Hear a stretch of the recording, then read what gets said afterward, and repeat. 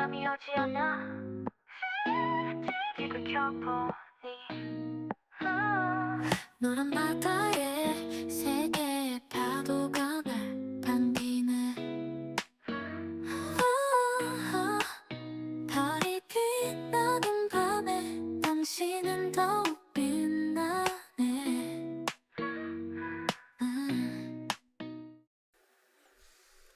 안녕하세요. 펄이 빛나는 밤 주펄입니다. 오늘은 2025년 7월 14일 밤 10시 14분입니다. 잘 지내셨는지요? 저는 잘 지내고 있습니다. 오늘은 제 아내의 사촌 동생인 임세모 양께서 놀러 오셔서 같이 방송도 하고요. 밥도 먹었습니다. 시청자분께서 8번 출구 게임을 임세모가 하는 걸 보고 싶다고 해서 한번 해봤는데요. 둘 다 3D 멀미가 났어요. 임세모 양이 플레이하는 걸 보면서 제가 멀미가 났고요. 나중에는 제가 플레이를 하는 걸 보면서 임세모 양이 멀미가 났습니다.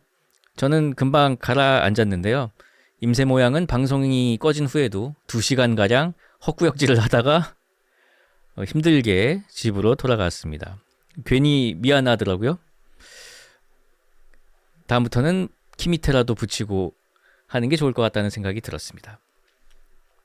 자, 오늘 사연은요. 오랜만에 공포 사연을 준비해 봤습니다. 또 그동안 공포 사연이 많이 쌓여 있기 때문에 공포 사연 쌓여 있잖아. 그래서 오늘 한번 풀어볼 거고요.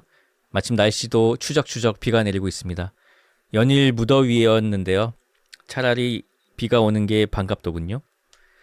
자, 그러면 바로 사연 한번 시작해 보도록 하겠습니다. 자, 첫 번째 사연입니다. 유행에 대해서 어떻게 생각하시나요? 저는 평소 별 생각이 없다가도 한여름만 되면 하얀색 티셔츠에 청바지를 입은 사람들이 버스나 지하철에 채워지는 것을 보면 요상한 기분을 느끼고는 합니다. 제가 패션에 그다지 관심이 없어서인지 그렇게 옷을 똑같이 꾸며 입는 건 잘 이해가 안 되더라고요. 어느 늦여름, 가을로 넘어가기 직전이었던 그날도 참 요상했더랬죠. 아마도 밤 9시였을 겁니다. 그날 버스 정류장에는 아무도 없이 저 혼자뿐이었습니다. 몇십 분을 기다린 끝에 버스가 도착했을 때도 저 혼자였습니다. 빨간 좌석 버스는 출입구가 단 한 개뿐인지라 하차하는 사람이 먼저 내린 다음에 승차해야 하죠. 상식적인 이야기지만 이런 시간에 이 정류장에 내릴 사람이 있을 거라고는 생각하지 못했습니다.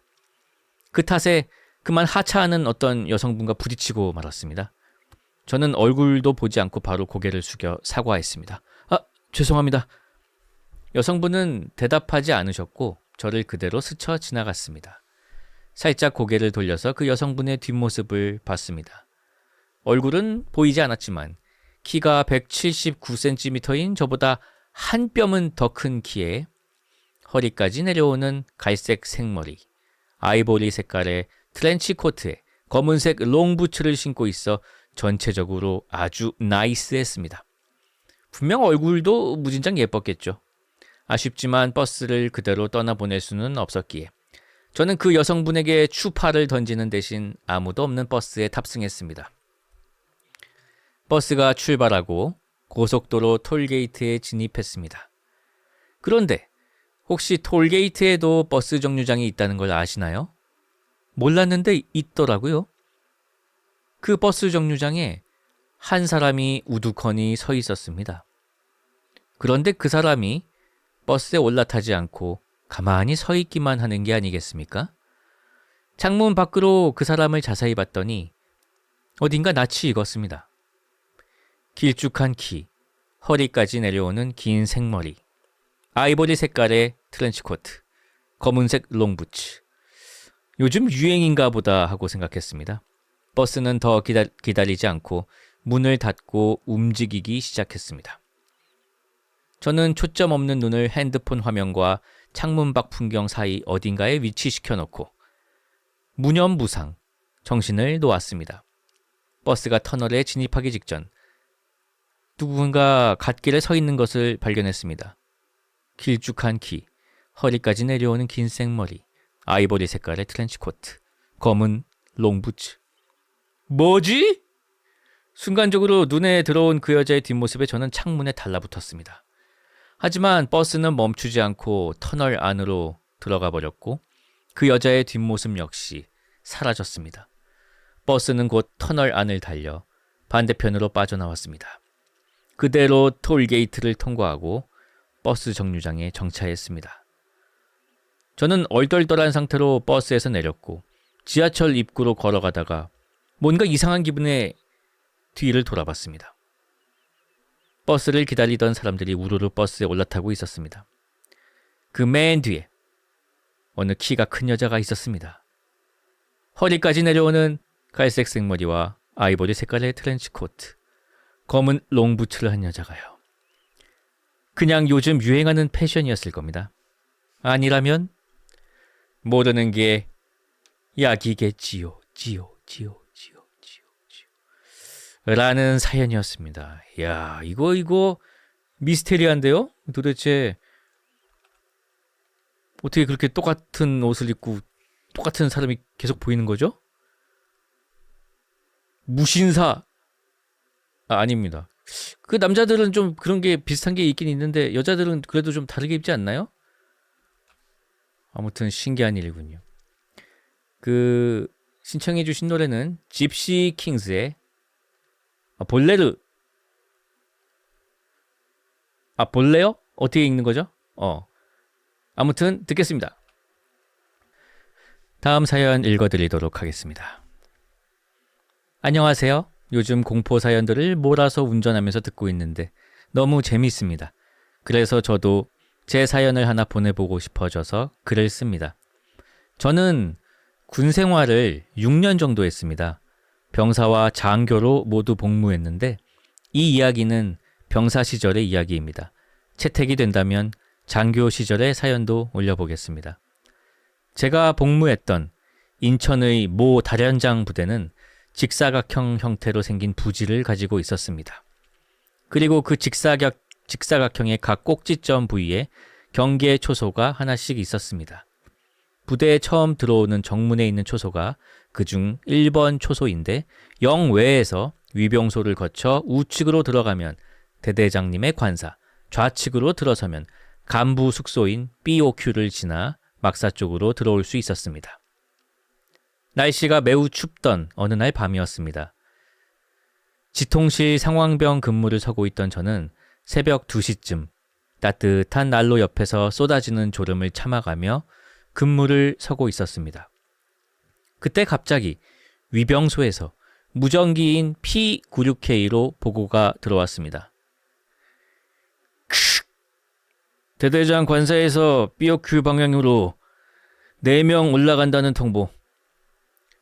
대대장 관사는 영내였기 때문에 일단 인원 이동이 있다는 통보만 보고가 들어왔습니다.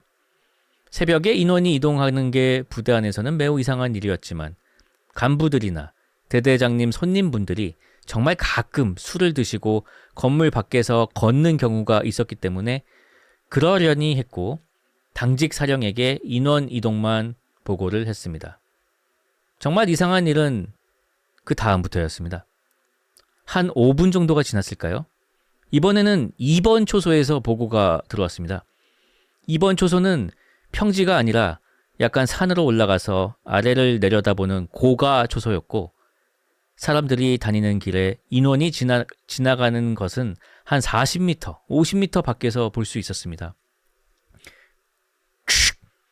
2번 초소, 관 같은 걸 맨 4명 초소 앞 통과한다는 통보. 관 같은 걸 맨 4명 초소 앞 통과한다는 통보. 전 이 보고를 듣는 순간 이상함을 느껴서 바로 당직 사령에게 보고했습니다. 당직 사령도 이상함을 느꼈는지 5분 대기조 인원들을 그 2초소 방향으로 출동시켰습니다. 5대기 인원들이 2초소뿐만 아니라 전 대대를 다 훑어보았지만 그 누구도 찾지 못했습니다. 대대가 그렇게 큰 편이 아니었기에 30분 정도 걸려서 샅샅이 뒤졌지만 관짝 4인팟의 그림자는 없었습니다.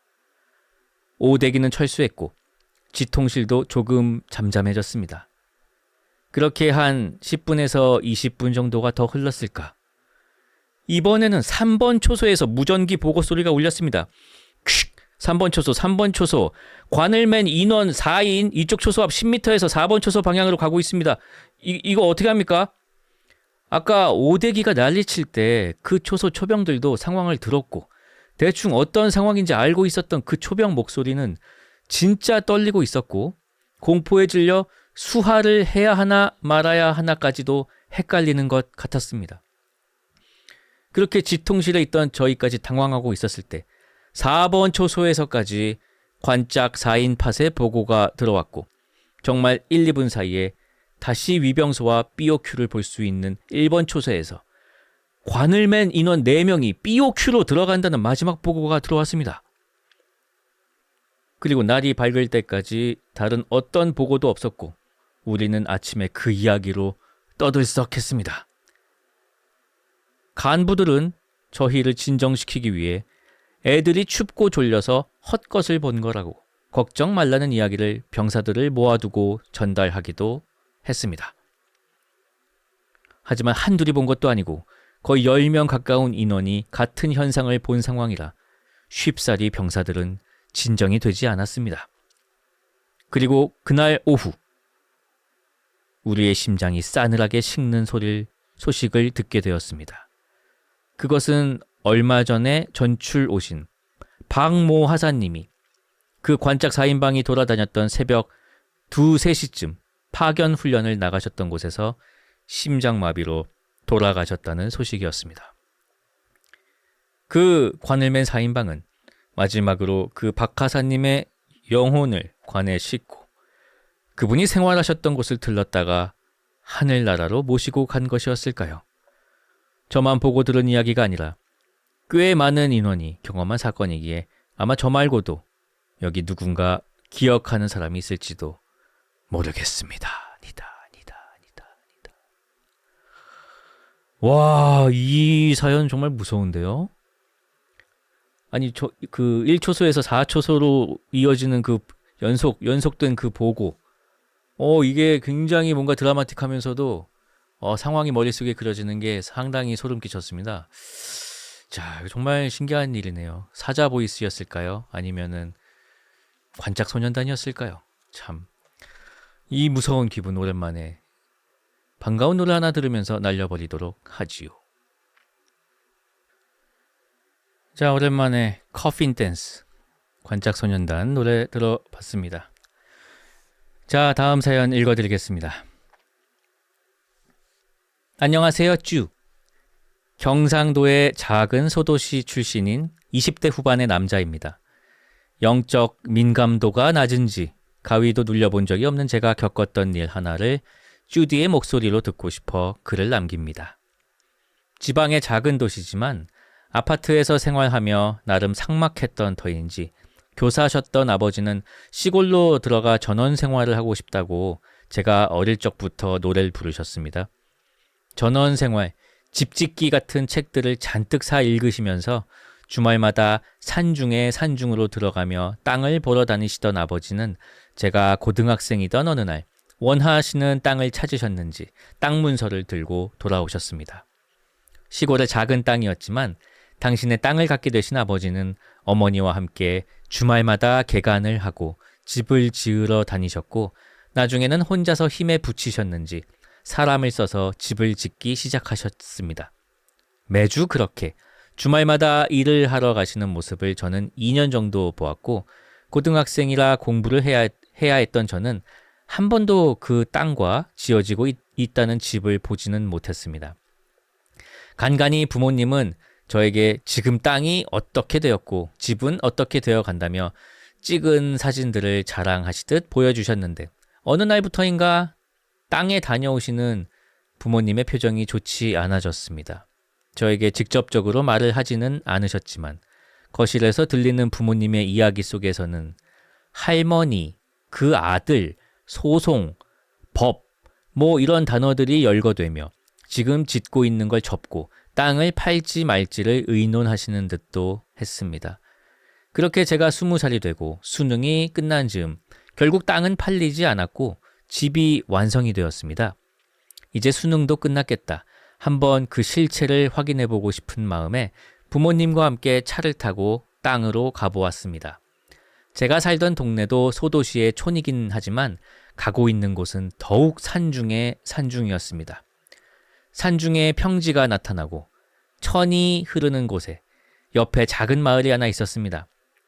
마을은 머릿돌도 놓여 있을 정도로 꽤 오래된 마을인 것 같았고 전형적인 배산 임수의 지형이었습니다. 천 뒤의 마을 뒤에 병풍처럼 산이 있고 산 중턱에는 그리 높지 않은 곳에 절은 아닌 듯한 시커먼 기와집이 자리하고 있었습니다. 마을의 규모나 모습에 대해서 잘 감이 안 잡히실 수도 있는데요. 보통 6시 내 고향에 나오는 마을의 규모와 크기이고 이장님이 계시고 필지가 다닥다닥 붙어 있어서 골목골목으로 다니는 30가구 정도의 마을이었습니다. 그렇게 부모님의 집을 드디어 마주했습니다. 6시, 약간 어스름이 지는 시각.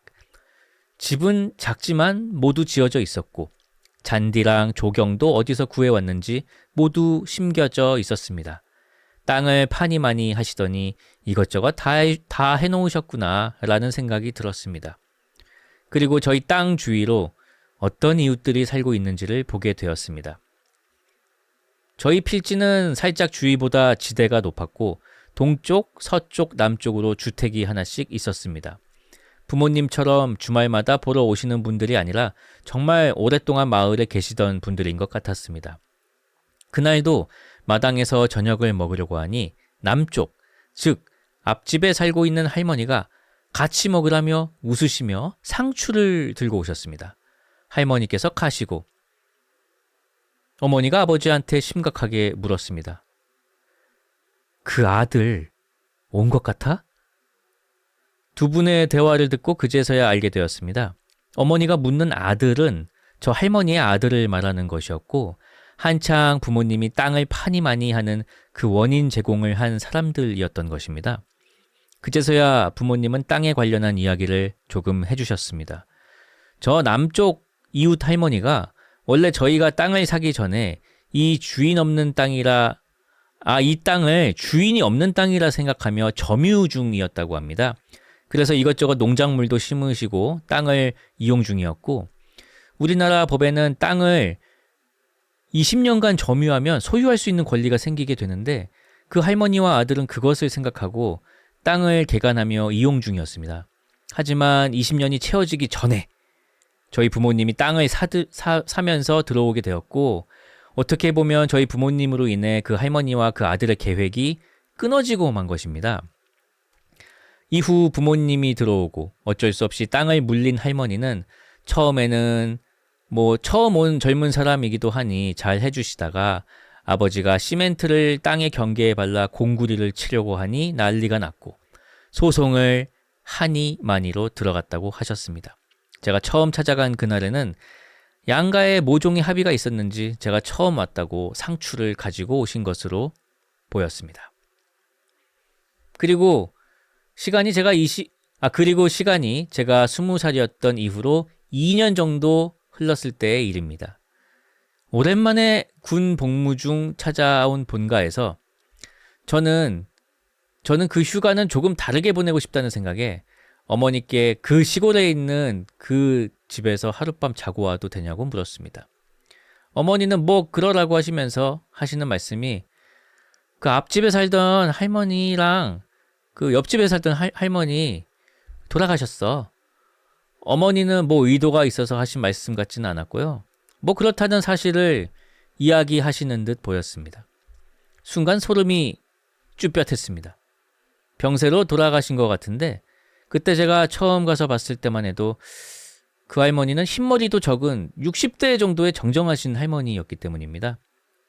그리고 그날 저녁 저는 찝찝한 마음을 안고 그 시골로 출발하였습니다.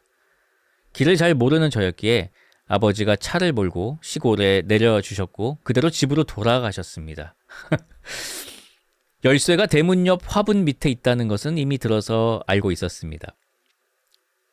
처음 온 날처럼 어스름이 지고 있는 때에 문을 열고 들어가 짐을 풀고 간단히 요기를 한 뒤에 휴대폰을 보며 잘 준비를 하였습니다. 딱히 무엇인가를 하려고 온 것은 아니었습니다.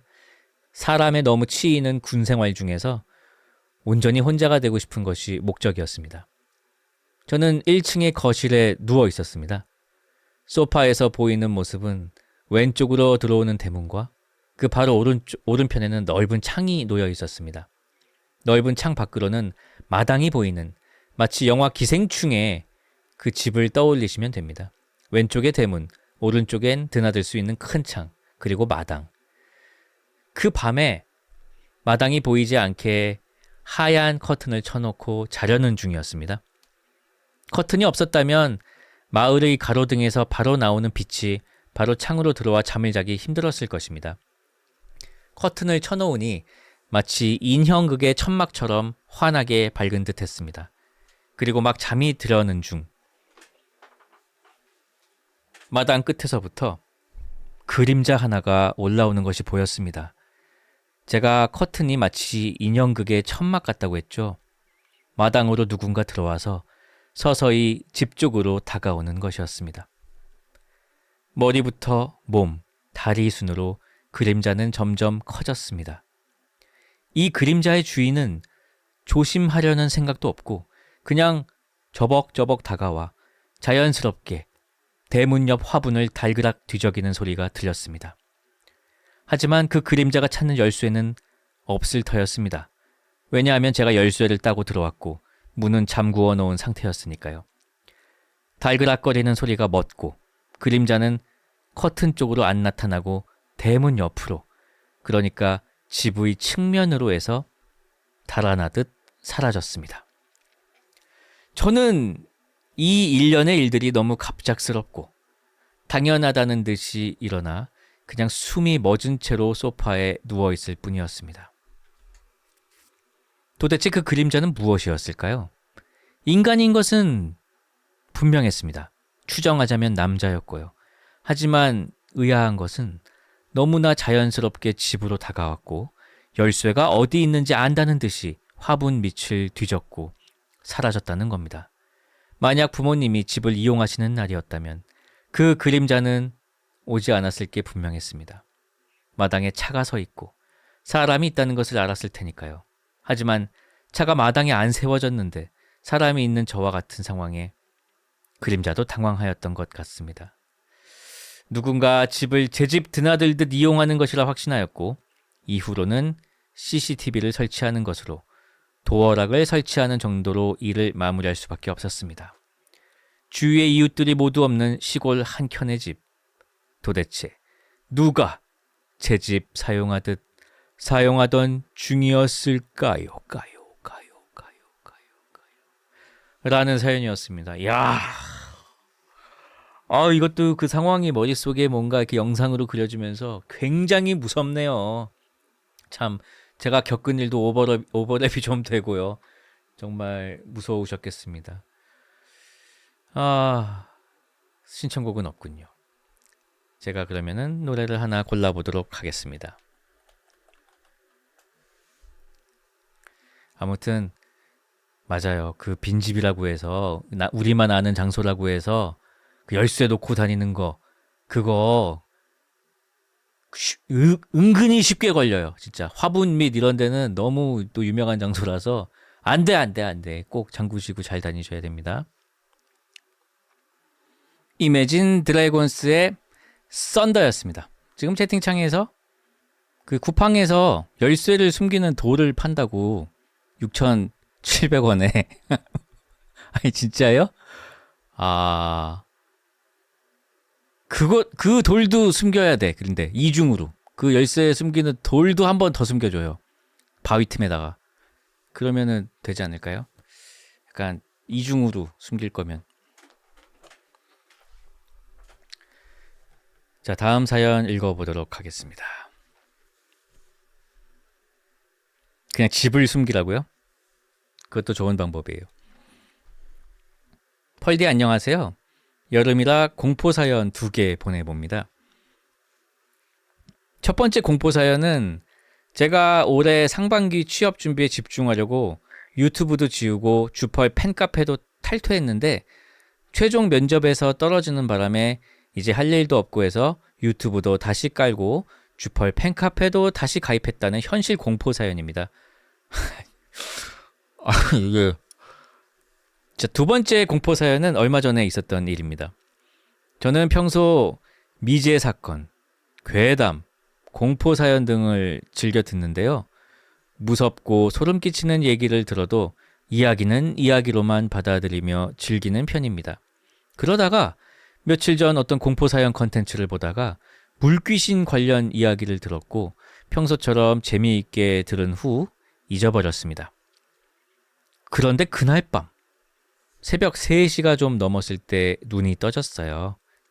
저는 시간을 확인한 후 자리에서 일어나 불을 켜고 옷을 갈아입고 화장실로 가서 세면대에 물을 받았습니다. 그런데 세면대가 너무 작고 성에 차지 않아서 싱크대에 물을 받을까 하다가 원룸 복도를 물로 채우면 되겠다는 생각이 들었어요. 그래서 현관문을 확 열었는데 문 앞에 쿠팡 새벽 배송 시킨 게 와 있었고 그걸 보는 순간 정신이 확 들면서 내가 지금 왜 이러고 있지? 라는 생각이 들었습니다. 평소 잠에서 잘 깨지 않는데 중간에 깬 것도 이상했지만 더 이상했던 건 늘 그 시간에 일어나는 사람처럼 일어나서 불을 켜고 외출복으로 갈아입었다는 점입니다. 그 뒤 세면대에 물을 받는 것도 자연스러운 일이었고 세면대가 너무 작네, 여기는 욕조가 없네, 싱크대로 갈까, 복도에 물을 채우자, 이렇게 생각의 흐름이 이어졌던 기억이 납니다. 정신이 들고 나서는 새벽 배송시킨 물건을 정리하고 다시 잠옷으로 환복한 후 잠에 들었는데요. 며칠이 지난 지금까지도 마음이 좀 싱숭생숭해서 아직 다른 괴담 컨텐츠는 안 보고 있어요. 귀신 얘기 같은 거 너무 좋아하면 귀신 붙는다던데 그때 잠깐 그랬던 걸까요? 공포 사연 같은 걸 좀 드문드문 봐야 하는 걸까요? 아무튼 희한한 경험이라 사연을 보내봅니다. 노래는 안 무서운 걸로 주펄이 틀어줘잉이라는 사연이었습니다. 이거 그 최종 면접에서 떨어지신 그 충격이 무의식에 남아있다가 이런 꿈 같은 걸로 구현이 돼가지고 그러니까 원래는 아침에 일어나서 세수하고 이제 회사 가는 옷차림으로 갈아입고 나가야 되는데 그게 이제 새벽 3시에 이제 발현이 돼가지고 세수를 하려는데 성이 안 차. 뭐가 그러니까 지금 현실이 마음에 들지 않는다는 거죠. 그런 마음이 그런 무의식이 만들어낸 어떤 이상한 어떤 현상 같은 게 아니었을까. 지금 채팅창에 그만하라고 죄송합니다. 아무튼 하반기에는 꼭 취업 성공하시길 바라고요. 아마 잘 풀리시면요 이런 일도 자연스럽게 없어지지 않을까 그렇게 생각이 듭니다. 자, 신나는 노래 하나 들을까요? 그 비트펠라 하우스라고 요즘에 비트박스가 또 엄청 흥하고 있잖아요. 꽤 됐죠, 흥한 지가. 신곡이 나왔습니다. Freaky Monday 듣겠습니다. 비트펠라 하우스의 Freaky Monday였습니다. 자, 다음 사연 읽어드리겠습니다. 안녕하세요, 쭈펄님. 30대 중반 다 늙은 펄떡이입니다. 워낙 성격이 귀찮음에 크게 굴복하는 스타일인지라 노트북을 켜고 카페에 접속해서 사연까지 적는다는 게 저에게는 참으로 쉽지 않은 일입니다. 그럼에도 불구하고 이와 같은 행동을 하는 이유는 제가 지금까지 겪은 기묘한 이야기들을 쭈펄님의 목소리를 통해 듣고 싶기 때문입니다. 그럼 사연 시작합니다잉. 이야기의 전말 때는 2008년 여름, 저는 연극영화과 입시를 준비하는 18살 학생이었습니다. 다들 아시다시피 연극영화과 입시는 실기시험이 굉장히 중요합니다. 이 실기시험이라는 것이 단순하게 연기만 보는 것이 아니라 연기를 제외한 특기도 함께 보는 것이 일반적입니다. 보통의 입시생들은 뮤지컬 넘버나 현대무용, 한국 무용 등을 특기로 준비합니다. 저 같은 경우는 노래를 세상에서 제일 못하는 사람이었기 때문에 반강제적으로 현대무용과 마임을 특기로 준비하고 있었습니다. 다만 저는 어린 나이임에도 홍대병과 예술병이 워낙 강하게 왔던지라 일반적인 입시학원에서의 교육을 받고 싶지 않았습니다. 그래서 저는 정말 대중적이지 않은 무용 공연들을 주말마다 관람하러 다녔고, 그러던 중 제가 딱 원하는 스타일의 무용수를 찾게 됩니다. 인터넷 서핑을 통해 다방면으로 노력한 끝에 그 무용수와 연락이 닿았고, 입시와 특기 레슨은 하지 않는다는 무용수를 열심히 설득하여 저는 그의 제자가 되었습니다.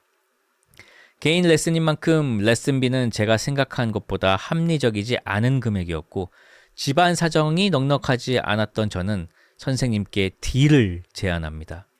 당시 저는 경기도 수원에 거주하고 있었고, 선생님의 연습실은 강남 학동 사거리 근방이었습니다. 시외버스와 시내버스 그리고 지하철까지 대중교통을 모두 활용해야만 연습실에 도착할 수 있었고, 편도 시간만 1시간 반 정도 소요가 되었습니다. 이런 점을 들어 선생님께 차비라도 좀 빼주실 수 있을런지 제안을 하였고, 선생님께서는 차비보다 훨씬 많은 금액을 할인해 줄 테니 대신 연습실 청소 등 전체적인 관리를 조금 해주실 수 있냐고 물으셨습니다. 저는 돈이 돈인지라 당연하게 이 제안을 승낙하였고, 이로 인해 앞으로 일어나게 될 일은 전혀 예상하지 못했습니다. 첫 번째 이야기. 저는 학교 담임 선생님과의 협의를 통해 레슨이 있는 날은 3교시까지 수업을 하고 연습실로 향했습니다. 무용 선생님은 1시간 정도 먼저 도착해서 무용 선생님보다 1시간 정도 먼저 도착해서 연습실을 청소하고 연습 준비를 하였습니다.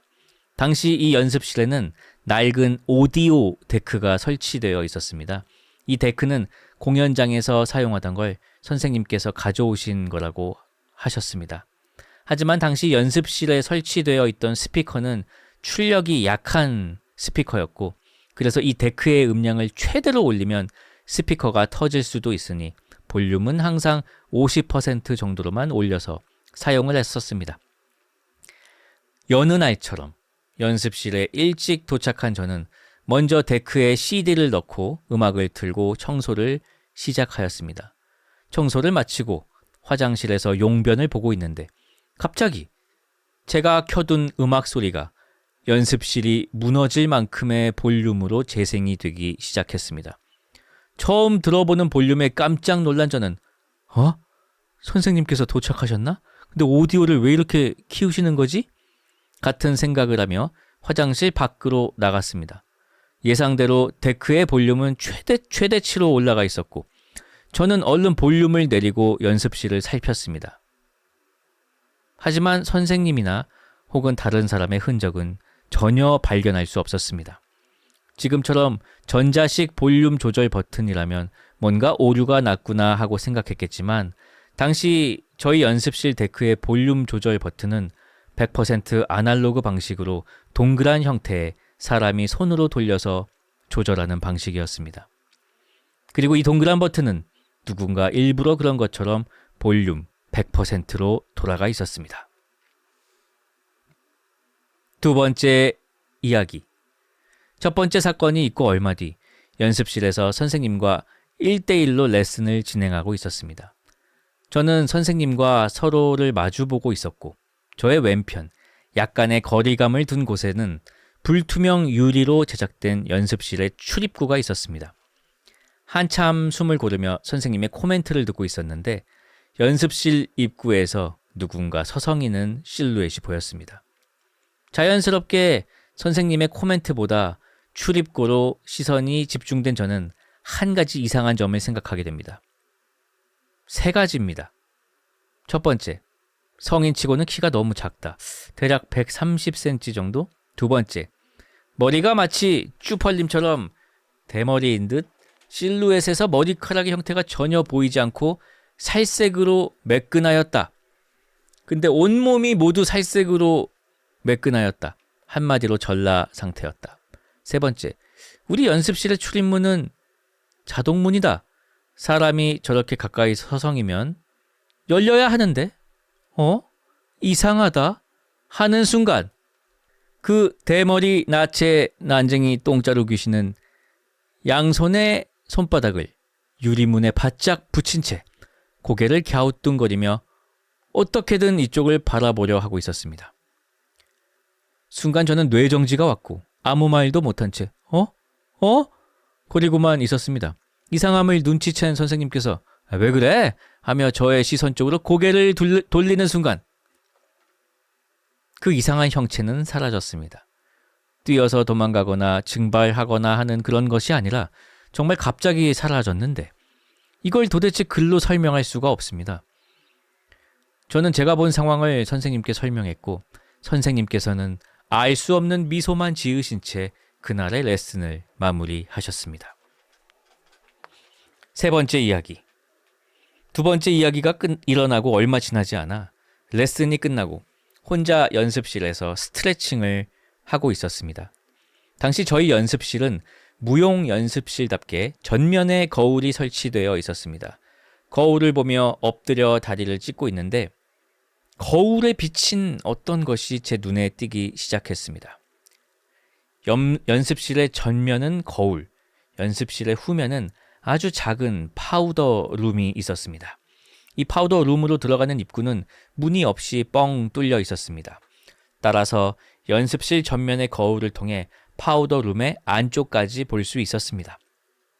제가 엎드려서 거울을 보고 있는데 파우더 룸의 입구에서 무엇인가 움직이는 것이 보였습니다. 연습실의 청결도를 관리해야 하는 저의 입장에서는 혹시 바퀴벌레인가 싶어 시선을 집중하였습니다. 다행히도 바퀴는 아니었습니다만 웬 남자의 구두가 혼자 한 걸음 앞으로 한 걸음 뒤로 반복적으로 움직이는 것을 확인할 수 있었습니다.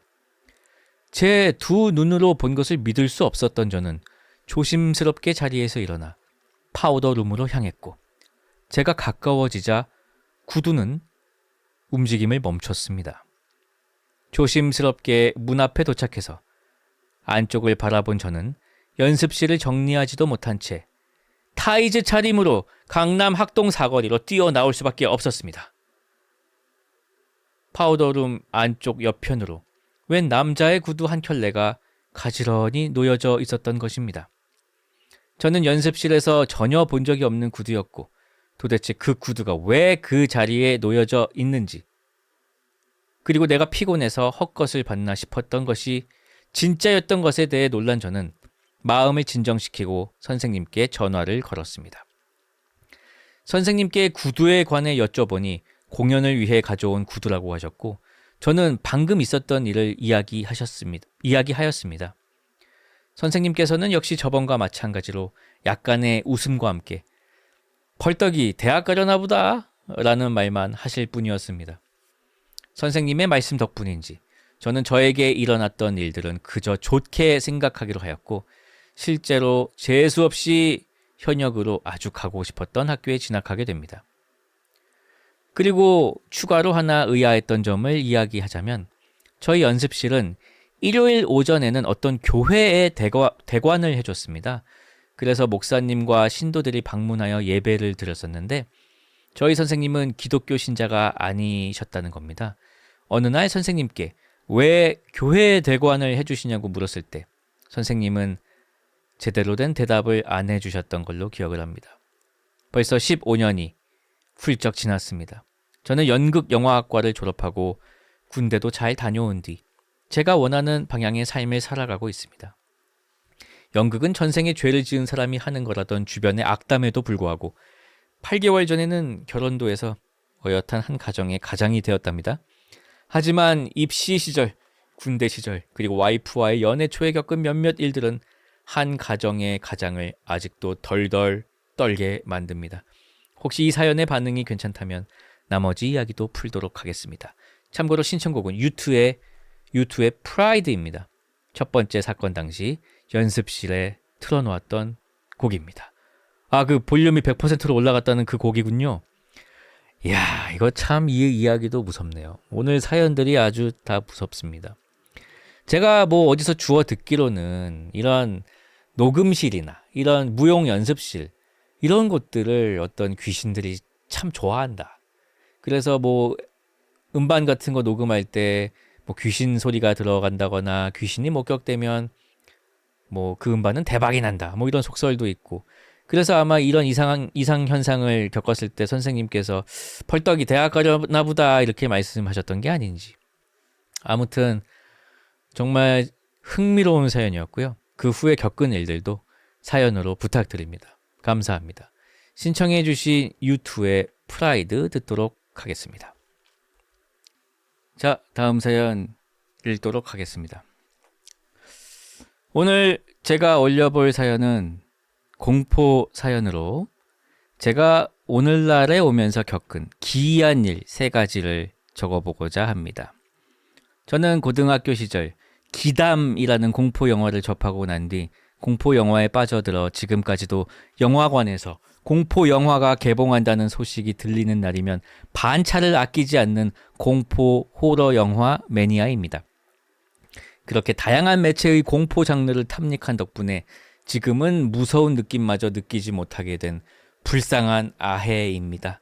앞으로 나열한 3가지 사건들은 이것들이 귀신의 일인지 아니면 우연인지 지금까지도 알지 못합니다. 첫 번째 일은 이렇습니다. 저는 군대를 가지 않고 어느 회사에서 일하며 국방의 의무를 다하는 방위 산업체 요원이었습니다. 신체 검사는 1급이었지만 집안 형편이 어려워 돈을 벌어야겠다는 생각으로 자격증을 취득해서 병역 특례를 받게 되었습니다. 이날은 토요일 야간 근무를 마치고 집으로 향하던 길이었습니다. 새벽 2시에 퇴근을 하고 집으로 운전하던 도중 대형 마트가 있는 삼거리를 지날 참이었습니다. 평소와 같이 신호등의 그 딱 맞는 타이밍을 위해 초록불이 들어오고 약 60km, 70km쯤으로 급가속을 했습니다. 두 번째 신호등에 가까워졌을 때쯤 저는 시야로 확 치고 들어오는 고양이를 봤습니다. 제가 고양이 애호가임을 차치하고서라도 갑자기 차 앞으로 뛰어 들어오는 무엇인가를 보고 브레이크를 안 밟을 뿐은 없겠죠. 저도 본능적으로 브레이크를 끼익 하고 밟아 겨우 멈춰섰습니다. 제 차 앞에는 시꺼먼 고양이가 저를 뚫어지게 쳐다보고 있었습니다. 놀란 가슴을 부여잡고 고양이와의 아이 컨택을 마친 저는 일단 욕부터 박았습니다. 야, 이 개! 아니, 고양이 새끼야! 그런 제 마음을 아는지 모르는지 그 시꺼먼 놈은 저를 몇 초간 야린 뒤 총총총 헤드라이트 밖으로 걸어 나갔습니다. 아직 두근두근한 제 마음을 달래기 위해 욕을 몇 마디를 더 하려는 순간 제 눈앞으로 1톤 트럭 한 대가 쌩 하고 지나갔고 그 길 맞은편의 신호등 기둥에 처박는 모습이 보였습니다. 졸음운전인 것 같았습니다. 기둥 눈앞에서까지 차가 전혀 감속을 하지 않는 모습을 보면요. 그 사고를 목격하고 저는 이곳에서 빨리 벗어나야겠다는 강한 이끌림에 신고도 하지 못한 채 현장을 벗어났습니다. 처음 목격한 사고라는 것은 그만큼 무서웠나 봅니다. 지금도 후회가 되네요. 어쨌든 그 고양이에게는 지금도 고마운 마음이 있습니다. 제가 브레이크를 밟지 않고 그대로 지나갔다면 그 트럭이 받는 것은 기둥이 아니라 저였을 테니까요. 가요. 두 번째 일은 좀 짧습니다. 그도 그럴 것이 저도 이게 뭔지 알지 못하기 때문입니다. 제 어머니의 시골은 깡촌 오브 더 깡촌입니다. 버스가 4시간에 한 대씩 다니긴 한다는 것이 그나마의 위안일까요? 그날은 추석 연휴의 마지막 날 새벽이었습니다. 저녁으로 맛있는 반찬으로 식사를 하고 그날 밤 간단한 술상에 기분 좋게 잠든 날이었습니다. 아직 연휴를 즐기고 싶은 제 영혼의 속상임은 짙은 새벽녘 제 잠을 깨게 했고 거실에서 잠든 친척들의 코 고는 소리가 어렴풋이 들렸습니다. 그리하여 산 고개 2개를 넘는 편의점으로의 운전이 시작된 것이지요. 편의점에서 10,000원에 4개 하는 세일 맥주를 가득 사들고 집으로 오고 있었습니다. 집으로 돌아오는 시골 산 고개의 내리막길. 저는 꼬불길의 맞은편 사각지대를 보기 위한 볼록 거울에서 흰 덩어리를 봤습니다. 아니, 봤다고 할 수 있는지 잘 모르겠습니다. 그것은 거울 아래 주황색 기둥에 바짝 붙어 있었습니다. 제 의식은 그것을 보지 못했지만 제 눈이 봤던 덩어리는 쭈그리고 앉아있는 형태였던 것 같습니다. 잘못 봤나 싶은 찰나 다음 꼬불길의 거울의 밑에서도 그 덩어리가 보였습니다. 다음 거울에서도 집으로 오는 수개의 거울에서 그 덩어리는 계속 저를 따라오고 있었습니다. 점점 일어서는 듯한 모습과 함께요. 저는 공포에 질려 그것을 차마 확인하지 못했습니다. 애써 눈을 돌려 그것을 보지 않으려 안간 힘을 다했습니다. 그 덩어리는 귀신이다 라는 직감이 집 앞까지 저를 쫓아왔습니다. 집으로 돌아오니 흠뻑 젖은 등줄기에 오한이 느껴졌고 극도의 긴장감에 피로한 저는 침대에 쓰러져 잠이 들었습니다. 세 번째 일은 제 삶에 가장 공포스러웠던 일입니다. 어느 정도 공포 장르에 익숙해져 살아오고 있던 20대 중반의 저는 친구 둘과 함께 친구의 고향으로 여행을 가고 있었습니다. 그 친구는 강원도 깡촌 출신으로 중학교 때 전학 온 아이였습니다. 그렇게 강원도로 향하던 중 그 친구는 저희에게 자기 고향 근처에 유명한 귀신이 나오는 장소가 있다고 했습니다. 그 귀신은 운영이 중지된 터널에서 출몰했고 자기 동네에서 꽤 유명하다고 했습니다. 그 터널에서 귀신을 봤다는 사람이 적지 않다고 했습니다. 호기심이 동한 저와 다른 친구는 마침 비도 오겠다. 그곳으로 귀신을 보러 가보자고 했습니다.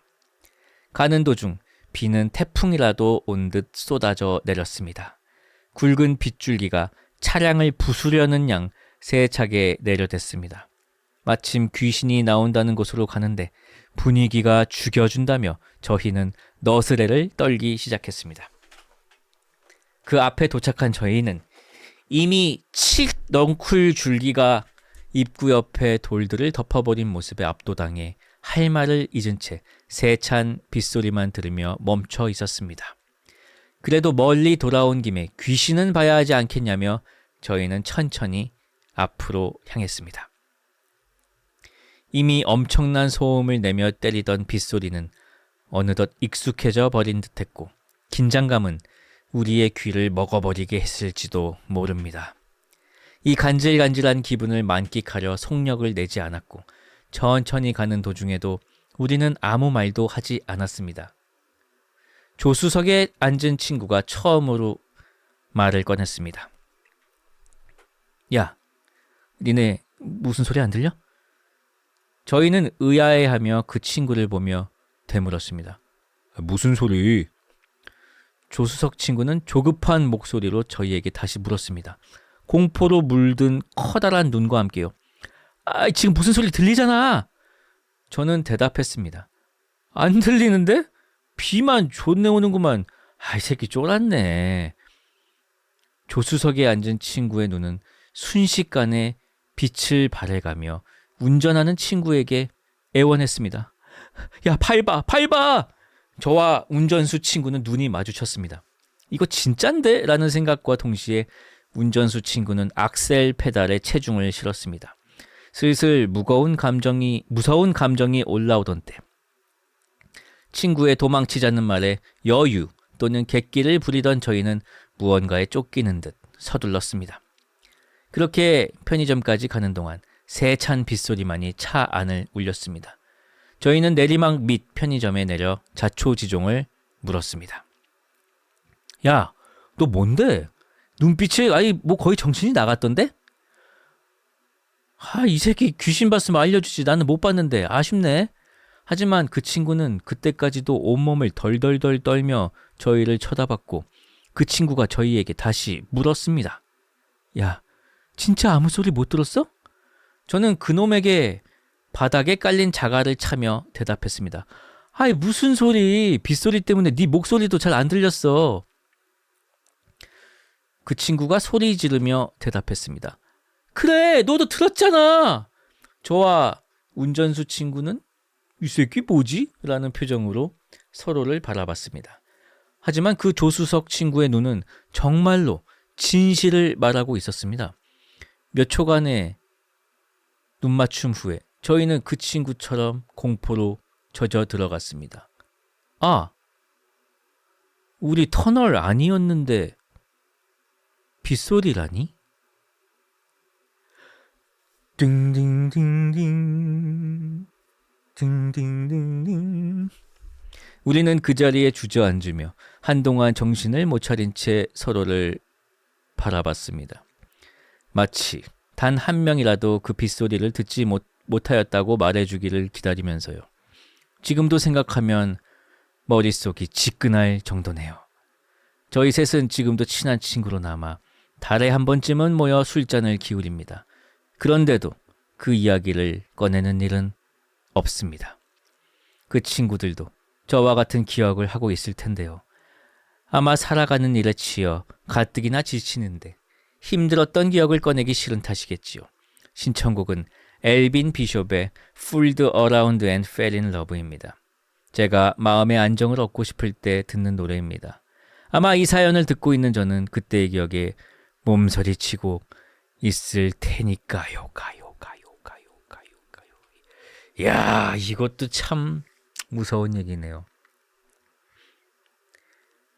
다시 가보시면 어때요? 세 분이? 그 살아가는 일에 치여서 가뜩이나 지쳐 있으니까 한번 리프레시도 할 겸. 근데 제 예상은 이렇습니다.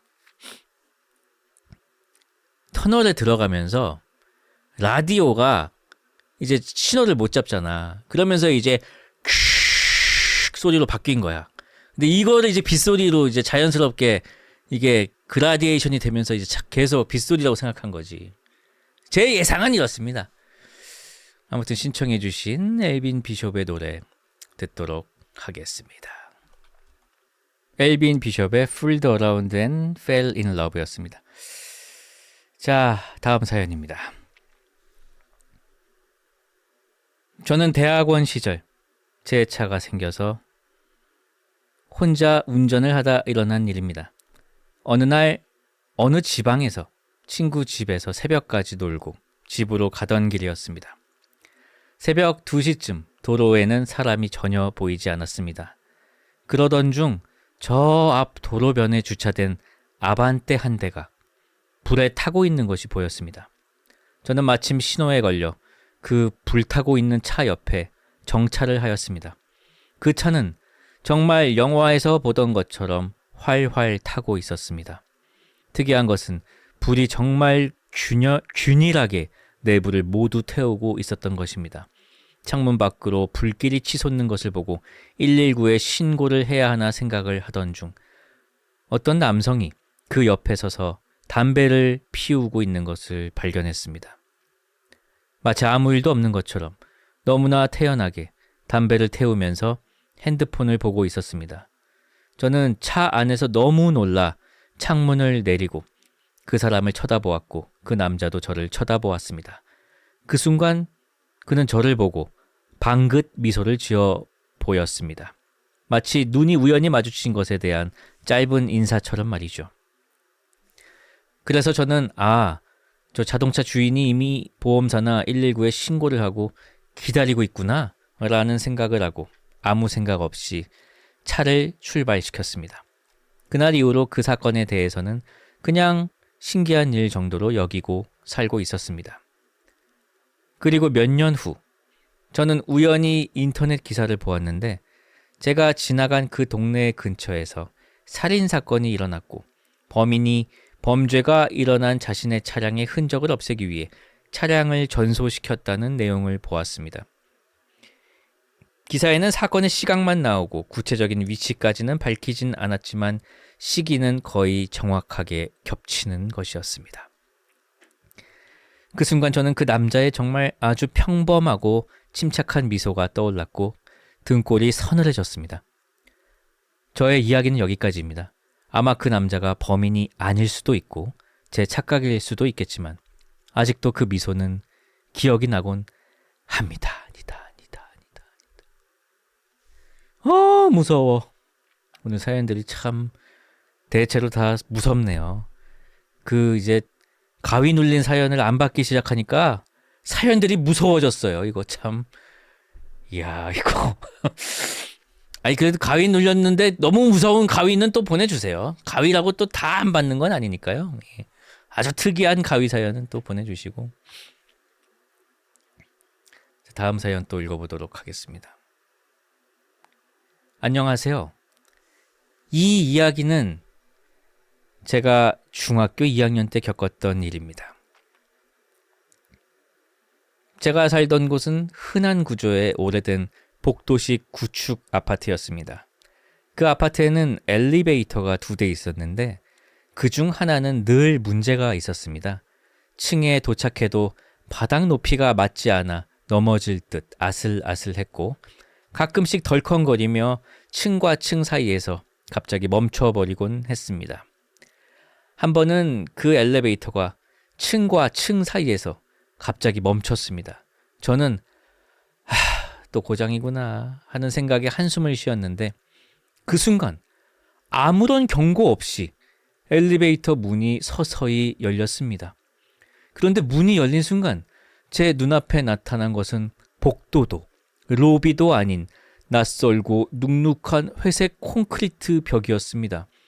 벽 위에는 습기로 얼룩진 검은 곰팡이가 기이한 형상처럼 퍼져 있었고 알 수 없는 섬뜩한 기운이 느껴졌습니다. 저는 공포에 얼어붙었고 잠시 후 문이 닫히자마자 가까운 층에서 열렸을 때 급히 뛰쳐나와 계단으로 달려 올라갔습니다. 그리고 그해 여름 그날도 그 엘리베이터와 관련된 기이한 일이 벌어졌습니다. 그날은 무척 덥고 습한 여름이었습니다. 뜨거운 공기가 숨 막힐 듯이 밀려오던 날이었지요. 부모님은 친척 집에 가셨고 누나는 친구 집에서 자고 온다고 해서 드물게 집이 통째로 비어 있었습니다. 마침내 찾아온 자유의 날이라고 생각하며 저는 가장 친한 친구를 불러 하루 종일 거실에서 커튼을 친 채로 플레이스테이션 게임을 했습니다. 저녁이 되자 배가 고파져서 간단히 라면을 끓여 먹기로 했습니다. 우리는 재료를 사러 집 앞 마트로 나섰는데 갑자기 말도 안 될 만큼 격렬한 소나기가 쏟아지기 시작했습니다. 앞이 제대로 보이지 않을 만큼 거센 비를 맞으며 달려갔고 마트 아주머니는 흠뻑 젖은 우리의 모습을 보고 놀라며 우산을 건네셨지만 이미 젖을 대로 젖은 터라 우리는 그냥 비를 맞으며 다시 집으로 돌아가기로 했습니다.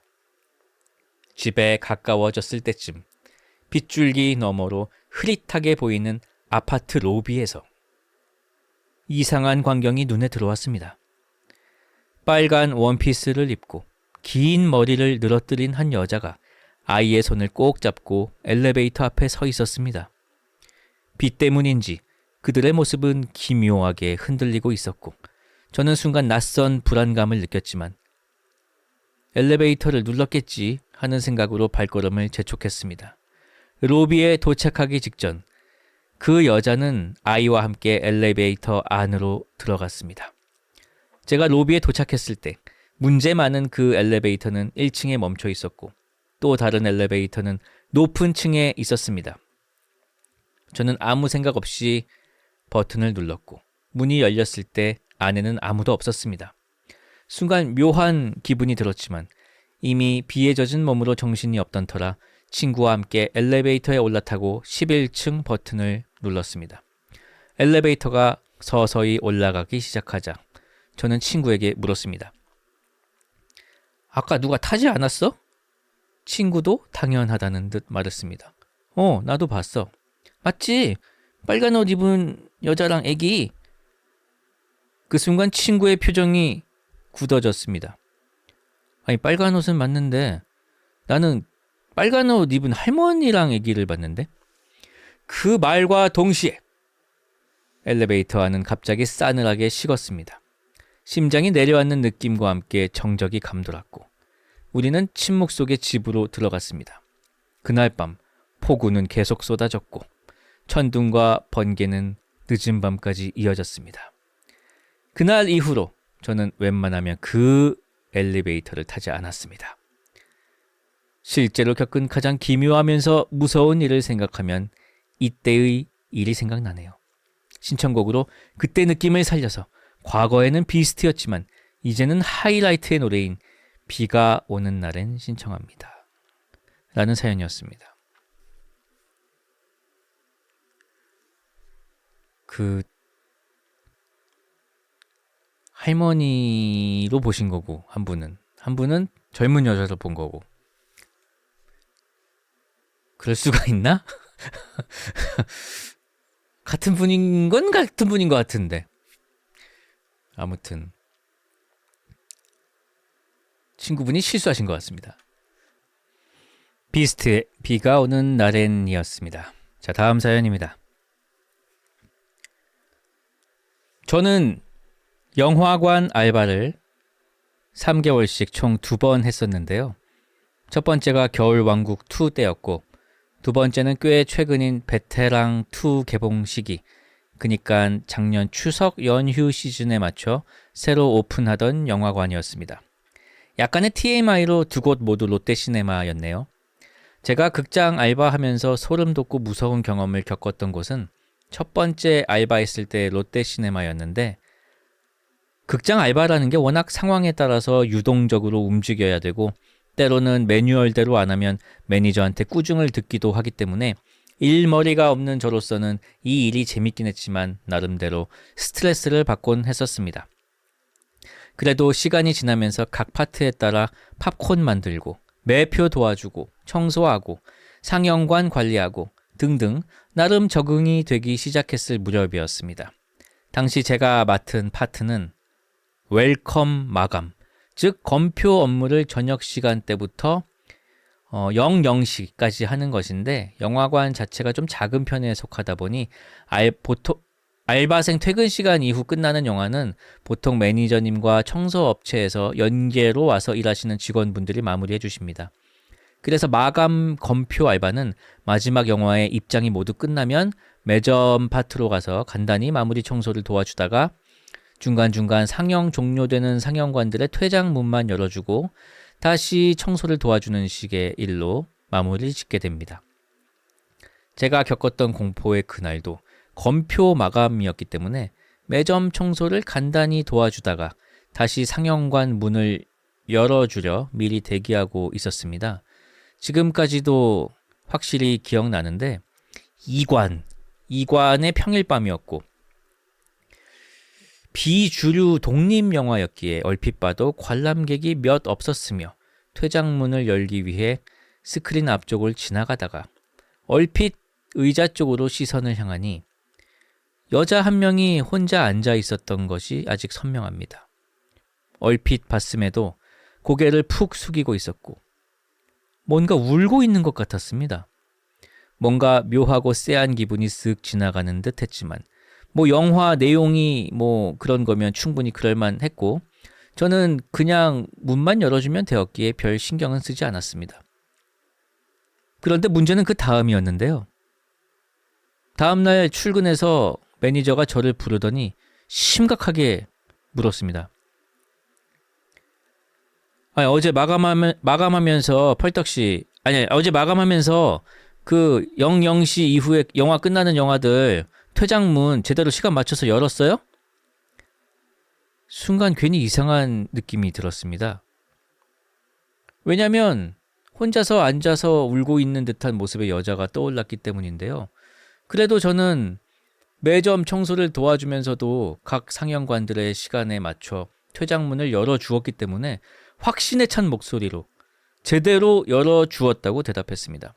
순간 당시에 퇴장문을 열어줄 때 묘하고 쎄한 느낌 때문에 뭔가 찜찜하긴 했지만 그냥 그거는 그때 저의 기분이었을 뿐이었으니까요. 그러더니 매니저가 아무 말 없이 사무실로 불러서 저한테 CCTV 영상을 틀어주며 보여줬습니다.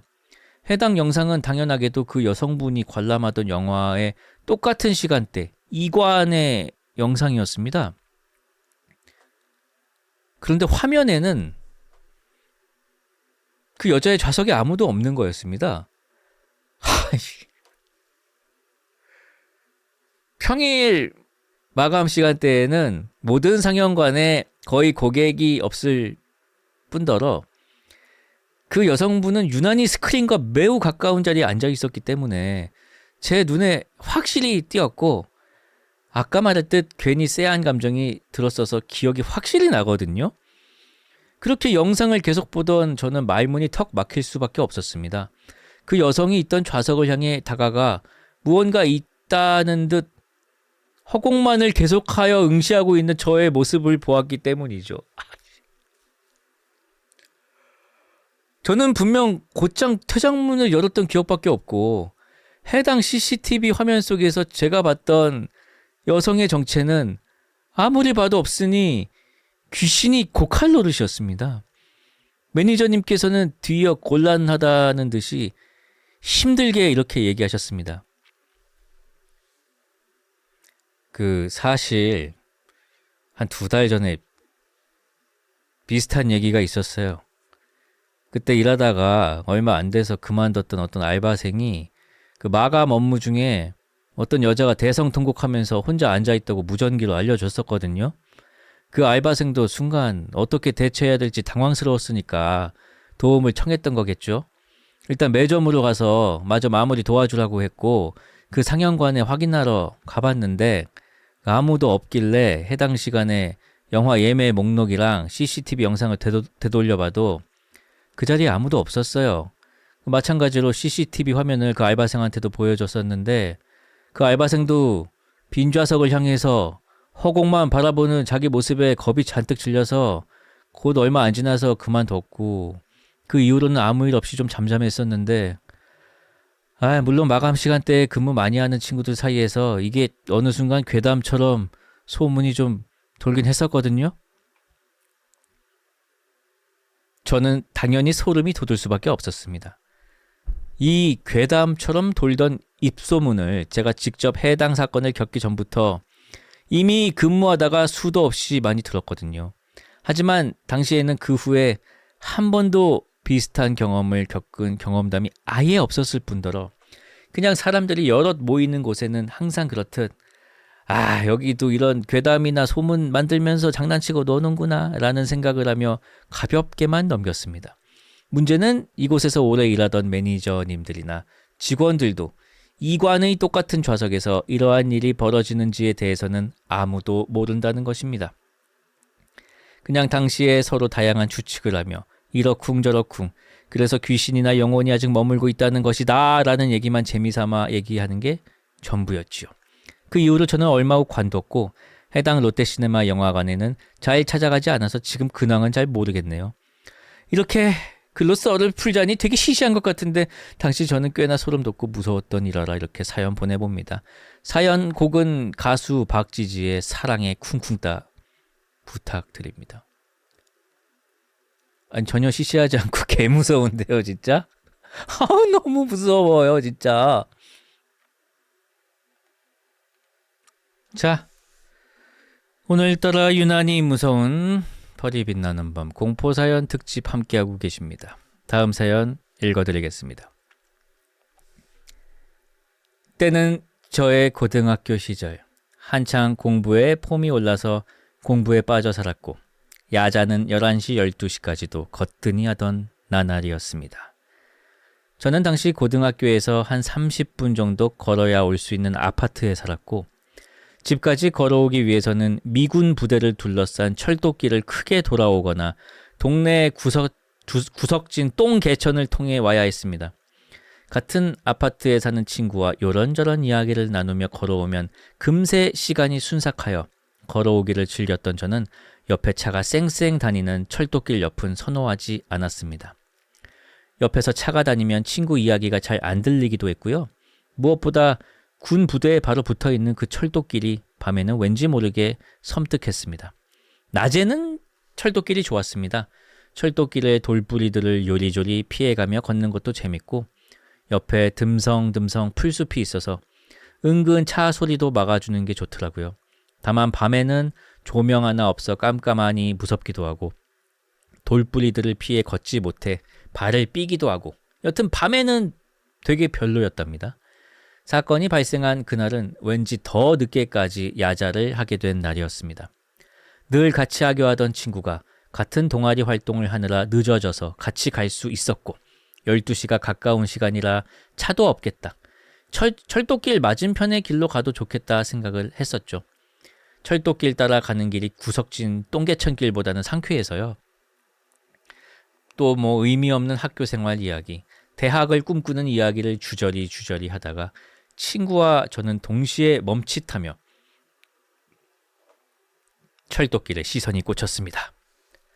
그 야심한 밤중에 저희 맞은편에 있는 철도길의 듬성듬성 풀숲 사이로 누군가 저희와 같은 방향으로 걸어가는 것이 보였기 때문입니다. 어떤 이야기인지는 기억이 안 나지만 열변을 토하고 있던 저희는 잠깐 시선만 돌아갔지 이내 원래 하던 이야기를 하고 있었습니다. 엄청나게 길게 나 있는 길에서 아무리 시끄러운 고딩들이라 할지라도 말이 끊기긴 했고 그때마다 저희의 신경은 철도길에 보였던 흰 옷을 입은 누군가로 향해 있었습니다. 남 고딩들답게 서로 무서운 티는 내지 않으려고 최선을 다했었는지 둘 중 누구도 먼저 말을 꺼내지는 않았지만 둘 다 그 형체를 본 것은 확실했고 맞은편에서 걷고 있지만 저희보다 먼저 가고 있었기 때문에 마음의 안정을 찾고자 저희는 걸음의 속력을 내고 있었습니다. 나중에 이분들 터널 가는 거 아니죠? 자, 그도 그럴 것이 그 형체가 같은 방향으로 쭉 오게 된다면 풀숲과 철도길이 끝나고 그 앞에 신호등에서 저희와 마주할 수밖에 없었고 저희는 둘 다 그 형체, 사람을 두 눈으로 확인하면 안심이 될 것이라 생각한 것 같았습니다. 초반에 그 형체를 본 뒤 전체의 3분의 2 정도 지점을 걸어왔던 저희는 이제는 옆도 안 보고 말도 없이 빠르게 걷고 있었고 저는 뭔가 괜히 그 형체 하나에 진 느낌이 들어 센 척을 해보고자 먼저 말을 꺼내보았습니다. 다만 옆에서 들을까 크게는 말 못하고 속삭이듯 말했죠. 야, 아까 봤냐? 옆에 누구 있던데? 그러자 갑자기 친구가 떨리는 목소리로 대답했습니다. 너도 봤어? 진짜로? 너도 얼굴 봤어? 처음 보는 친구의 모습에 저는 엄청 놀랐습니다. 아무렇지 않은 척하길래 친구도 대충 봤나 했는데 갑자기 친구가 다시 물었습니다. 너 진짜로 얼굴 다 봤어? 우리 보고 있던 것도 봤어? 그도 그럴 것이 친구는 저를 보고 저는 친구를 보고 있던 찰나에 고개를 돌려봤던 것이었고 친구가 저를 보는 방향이 그 형체를 보는 방향과 같았기에 친구는 더더욱 자세히 볼 수 있었던 것입니다. 살짝 뒤를 돌아서 저희를 향했던 얼굴이나 시선까지도요. 갑자기 등에서 식은땀이 나기 시작했습니다. 가을이 한참이던 시기에 식은땀이라니 진짜 너무나 자존심이 상했던 저는 유쾌한 척 하고자 다시 말했습니다. 나는 얼굴은 못 봤지. 여자야? 이뻤냐? 나는 흰옷인 것만 보였는데 뭔가 치마 같기도 했고. 그러자 친구는 거의 울먹이며 소리를 최대한 죽이며 말했습니다. 여잔데 입이 엄청나게 크고 우리가 볼 때 바라보면서 웃고 있었어. 그리고 나는 중간중간에 힐끔거리면서 봤는데 몸을 들썩이지도 않고 걷길래 그 이후로는 못 쳐다봤어. 저희 둘 다 그 자리에 서서 호흡이 가빠진 채로 시선을 어디에 둘지 몰랐습니다. 이런 걸로 장난을 칠 만한 친구가 아니라는 걸 알기에 그 얘기를 듣는 저의 등에는 땀이 한가득이었습니다. 들썩이지 않는다는 것에 더욱 소름이 돋았던 것은 앞서 말씀드린 것처럼 그 철도길에는 돌뿌리가 한가득이라 이를 피하면서 걷지 않을 수가 없었던 걸 잘 알았기 때문입니다. 이후 저희는 한밤중에 슈퍼 경보를 걷게 되었고 결국 사거리 신호등에 도달했습니다. 다만 저희보다 살짝 앞에 있던 그 형체는 신호등을 기다리는 그 몇 분 동안에도 맞은편에서 나와주지 않았고 초록불로 바뀌던 순간 철도길에서는 어떤 소리가 났지만 저희는 쳐다보지 못한 채 뛰듯이 집으로 왔습니다. 절대 뛰지는 않아. 경보를 하던지 뛰듯이 와. 왜냐면은 뛰면은 지는 거라서.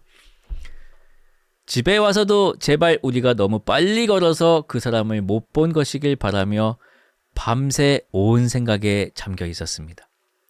그 이후 여태 친구와 그 이야기를 꺼낸 적은 없다가 최근 술을 먹다가 떠올라 물어보자 친구는 그날의 기억을 지우고 싶다며 자신은 저와 동시에 본 걸 안 순간 그것이 어떤 귀신이었을 것이라고 확신했다고, 워낙 미군 부대에 관한 이런저런 소문들이 많았기에 더더욱 귀신 같아 보여 무서웠다고 말을 해주더군요. 어린 마음에 어찌나 무서웠던지 지금 생각해도 등골이 너무 서늘합니다. 성인이 된 이후로는 갈 일이 없어 뭔가 아련한 추억이기도 하네요. 신청곡은 제가 요즘 빠져 사는 잔나비의 I Will Die For You입니다. 노래의 화자가 매드맥스의 워보이라고 하네요. 참 귀여운 노래입니다. 라는 사연이었습니다. 한번 가보시는 게 어때요? 여기 오랜만에 한번. 그냥 추억 삼아서. 여기 왠지 그 터널 사연자분이랑 같은 분 같은데 아닌가? 아니 궁금하잖아요. 그냥 내가 궁금해서 그래 내가. 자, 잔나비의 I Will Die For You 듣도록 하겠습니다. 잔나비의 I Will Die For You였습니다. 다음 사연입니다. 다음 사연은 정말 오랜만에 온 가위 사연인데요. 제가 미리 조금 읽어봤는데 좀 다릅니다. 들어보시죠. 안녕하세요. 저는 이전 공포 사연들에서 소개된 대부분의 가위 경험들을 직접 겪어본 사람입니다. 귀신이 등장하거나 신체 접촉이 일어나거나 심지어 대화를 나눈 적도 있었죠. 가위 눌림의 원리를 알아내기 위해 꿈속에서 여러 가지 실험도 해봤습니다. 그 과정에서 나름의 결론을 내리게 되었는데 가위 상태는 대부분 자신의 상상에 따라 전개된다는 것입니다. 저 구석에 귀신이 있는 거 아닐까라는 생각만 해도 아무것도 없던 곳에서 귀신의 형상이 뚜렷하게 나타났고 얼굴을 들이밀거나 귀에 대고 주 기도문을 거꾸로 외우는 등의 상황도 전부 상상한 대로 펼쳐졌습니다. 가위에 눌렸을 때 누군가가 자신을 찌르거나 목을 조르는 등 실제 고통이 없다면 굳이 억지로 몸을 움직이려 하지 말고 그대로 눈을 감고 다시 잠드는 것을 추천드립니다. 대부분의 경우 그렇게 하면 훨씬 수월하게 깨어날 수 있습니다.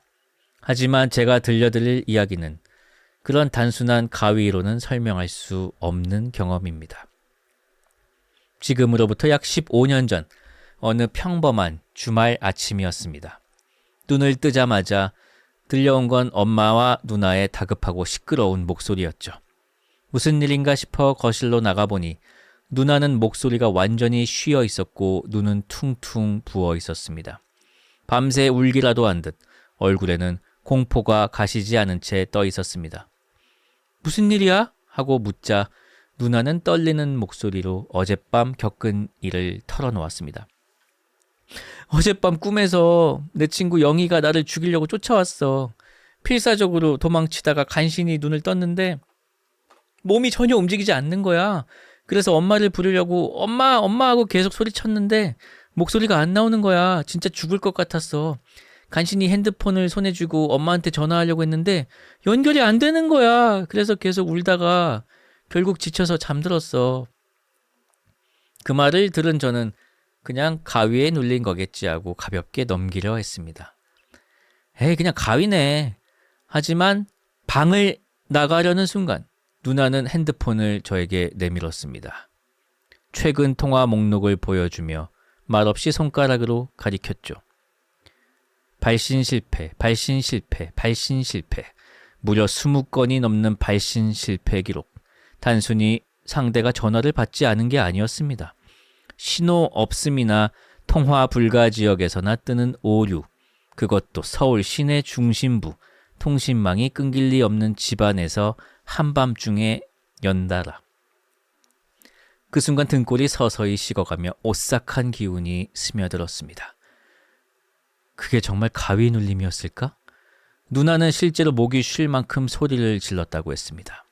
그런데 바로 옆방에서 자던 엄마는 단 한 소리도 듣지 못했다고 했죠. 가장 가까이 있던 사람조차 느끼지 못했던 누나의 절규, 그리고 무엇보다 전자기기가 남긴 변명할 수 없는 기록. 단지 꿈이었을 리가 없습니다. 단순한 착각이나 상상이 만들어낸 공포였다면 왜 그런 물리적인 흔적이 남았을까요? 그날 이후로 누나와 부모님은 이사를 갈 때까지 단 한 번도 방문을 닫고 자지 않았습니다. 문 하나 사이의 거리조차 불안하게 느껴질 만큼 그 밤은 현실의 경계를 넘나들었습니다. 그 밤, 누나의 방 안에는 정말 누군가 혹은 무언가 있었던 걸지도 모릅니다. 아, 무서워. 아, 무섭잖아요. 진짜. 신청곡은 마이클 키와누카의 Final Days입니다. 사연을 하나 더 읽고요. 신청곡을 연달아 틀어드리도록 하겠습니다. 안녕하세요. 주펄 방송으로 힐링하는 40대 펄떡이입니다. 저의 공포 사연은 2002년 월드컵 때로 거슬러 올라갑니다. 호미님은 더 잘 아시겠지만 2002년 월드컵은 다시 없을 국민적 축제였지요. 저는 그때 고1이었습니다. 막 친해진 고딩 친구들과 교실에서도 응원하다가 선생님들의 암묵적인 허락 덕분에 거리 응원도 나가게 되었죠. 저는 그때 군중의 함성 소리가 얼마나 가슴을 울리는지 알게 되었습니다. 그렇게 자주 친구들과 거리 응원을 나갔었습니다. 때는 바야흐로 독일전이 되었습니다. 아시다시피 끌로제가 대한민국을 격침시켰고 모두들 실망한 표정으로 집으로 돌아가게 되었습니다. 응원 장소였던 시내 중심가에서 친구들은 각자 집 방향으로 흩어졌고 저도 혼자 집으로 걷고 있었습니다. 저희 집 가는 길에 왕복 8차선 도로가 있었습니다. 원래도 사람이 많지는 않았지만 월드컵이라 더 한산한 느낌이었습니다. 마치 세기 말에 깨어난 최후의 인간이 된 것 같았죠. 횡단보도 신호를 기다리며 독일전을 아쉬워하던 그때 어떤 아주머니가 제 옆에 서시더군요. 학생, 월드컵 봤어요? 네, 봤죠. 아쉬운 목소리로 대답하며 아주머니의 얼굴을 봤는데 위화감이 들 정도로 웃는 표정이시더군요. 월드컵에서 졌는데 웃음이 나오나? 라는 생각이 드는 게 아니라 이 사람 뭐지? 하는 생각이 들게 하는 그런 웃음이었습니다. 지금 떠올려 보면 눈은 거의 400안이었고 입술이 아파 보일 정도로 환히 웃고 있었던 것 같네요. 너무 아쉽지 않아요? 네, 그러게 말이에요. 저는 어색함을 느끼며 대꾸를 했습니다. 그러면 혹시 우리 집에 가서 월드컵 얘기 좀 더 할까? 예? 아니, 우리 집으로 같이 가자. 아쉽잖아. 쎄함이 확신으로 바뀌는 순간이었습니다. 싫어요. 집에 가야 해요. 왜 가자. 아쉽잖아. 안 돼요. 그때 신호가 바뀌었습니다. 제 인생에서 그렇게 빨리 달린 적은 없었던 것 같아요. 미친 듯이 달렸습니다. 그리고 저를 가장 기겁하게 만든 건 찢어질 듯한 비명처럼 집에 같이 가자니까! 라고 소리치는 아줌마의 목소리였습니다. 고1 남학생이 아주머니를 제압할 수 없었겠습니까? 그렇지만 그때 느낀 원초적인 공포는 지금도 잊혀지지가 않네요. 만약 그날 제가 어버버했다면, 그리고 그 집에 갔다면 무슨 일이 벌어졌을까요? 정답! 말죽거리 잔혹사. 아닌가?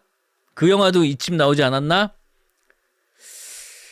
자, 아무튼 첫 번째 사연의 가위 사연, 발신 실패 사연의 신청곡 마이클 키와누카의 Final Days 듣도록 하겠습니다. 자, 다음 사연입니다. 저는 현재 섬에서 일하고 있으며 하루에도 수많은 관광객을 마주하는 일을 합니다. 그런 저의 섬 생활 낙 중 하나는 바닷물이 가장 많이 빠지는 간조 시기를 미리 알아두어 해루질을 나서는 것입니다.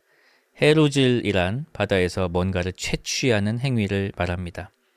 제가 가는 바닷가에는 따개비나 굴 등 날카로운 폐류가 많이 들러붙어 일반 바지는 버티지 못하고 금방 해집니다.